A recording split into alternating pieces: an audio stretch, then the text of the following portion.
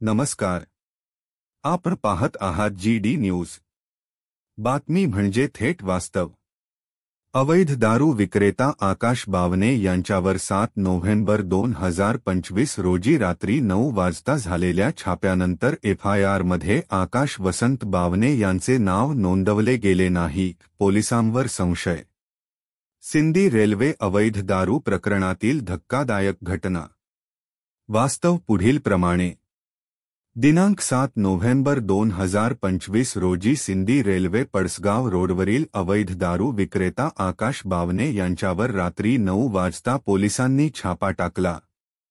मात्र आकाश बावने यांच्यावर कार्यवाही न करता त्यांच्या वडिलांवर कार्यवाही का केली गेली? आकाश बावने यांचा पोलीस स्टेशन सिंधी रेल्वे येथे दारूचा रेकॉर्ड आहे, तरीही पोलिसांनी वडिलांवरच कार्यवाही का केली? पुढील वास्तव FIR नुसार.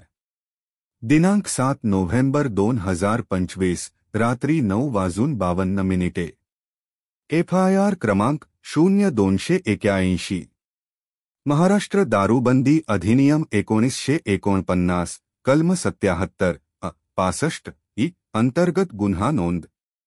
FIR नुसार एका लाल रंगाच्या थैलीत देशी दारूच्या 180 मिलीच्या 7 बाटल्या, प्रति बाटली 150 रुपये, एकूण 1050 रुपये किमतीचा माल जप्त करण्यात आल्या.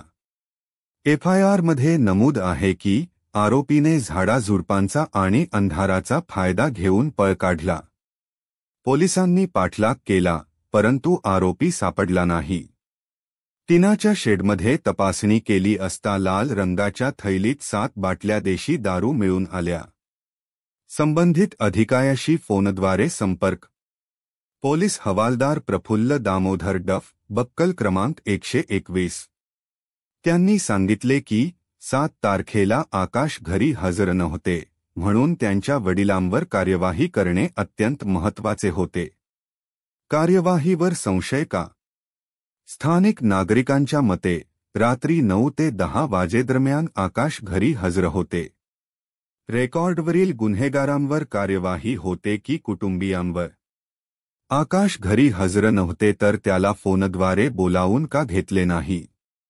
प्रत्येक FIR मध्ये लाल रंगाची थैली का नमूद केली जाते?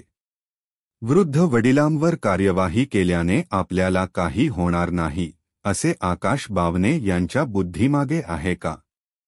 रेकॉर्डवरील गुन्हेगार आकाश की त्यांचे वडील?